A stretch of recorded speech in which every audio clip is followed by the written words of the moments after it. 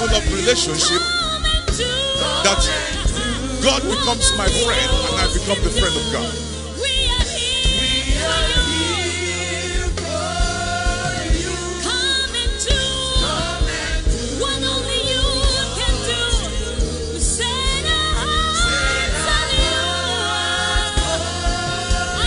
The Lord. Hallelujah. Hope you are blessed. Daddy, I want to appreciate you, sir, for this opportunity. May God bless you, sir. I'm going to talk about the hindrance to koinonia. Hindrance to koinonia. All of us we have known the meaning of koinonia by now. We know this fellowship with God and one another. And this morning, I'm going to talk. One of the hindrances is secret sin. I will say secret sin. I'm going to talk about secret sin. How can you be keeping secret sin and you want to have deeper fellowship with God? It's not possible. And I want us to quickly open to the book of 1 John, chapter 1, verse 5 to 7. 1 John, chapter 1, 5 to 7. Praise the Lord. We are talking to talk about secret sin. What is secret sin? We have mommy read, God is light. You are walking in darkness, you say you are deceiving yourself. God is light, you must walk in light. And what is secret sin? Secret sin simply means they are cherished sin that are practiced by an individual or group within the church and which are hidden from the church body as a whole. Get it? Let me repeat it again. Secret sin simply means they are cherished sins that are practiced by an individual or group within the church and which are hidden from the church body as a whole. Trying to hide your sin from God is like running from your shadow. You can never get away.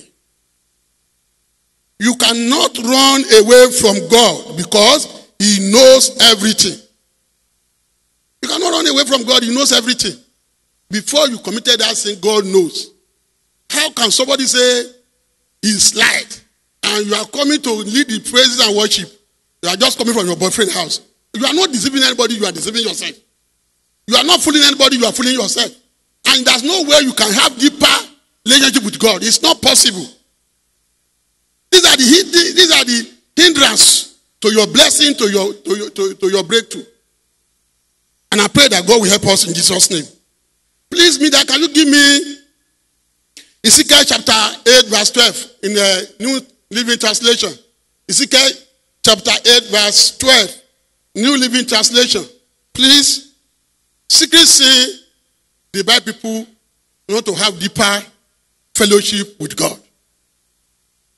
So then the Lord said to me, Son of man, have you seen what the leaders of the Israel are doing with their idols in dark room, secret place, in dark room? They are saying the Lord doesn't see us. He has deserted our land. Verse 13. Verse 13. Then the Lord added, come and see. Come, I will show you even more detestable sin than this.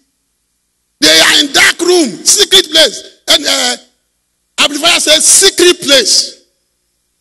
They think God is not seeing them. You cannot hide. You can hide from your pastor. It's possible to hide from your pastor. You can hide from your leader. You can even hide from your family. You can even hide from your husband. You can hide from your wife. But we cannot hide from God. Is it true? That's it. Why do you keep secrecy? Can we quickly go to the book of 2 Samuel chapter 11? 2 Samuel, because of time we cannot be able to read it because you're supposed to read from verse 1 to the end. It's a story of David and Bathsheba.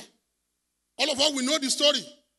When David saw Bathsheba, Bible says when the woman was washing herself, he saw a beautiful woman and he said for her. She came and lied there with her. The woman conceived. And from there, covetousness lead to adultery. Adultery lead to what? To murder. The only thing that paid me in David is that David pretend as if nothing happened. He still go to the temple and make sacrifice to the Lord. He still worship God and dancing and that is normal dance. He still dancing it. That he have not done anything evil. He still make himself say, I'm the king of Israel. He pretend. I will not be pretend. And you want to have the power worship with God? Fellowship with God? Is it possible? David pretend. After he have committed 3 sins in one. Covetousness, he saw that woman. David have his own wife. Why you go and look for another woman? After covetousness, commit adultery. From adultery, commit murder. He killed the husband of Bathsheba. Reverend, you cannot hide from God.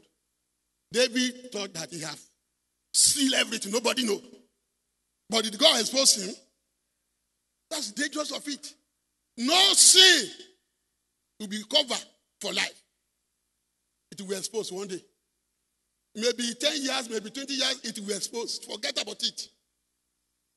That's why it's better to confess your sin immediately. God knows that because we carry this flesh, there's no way we will not make a mistake.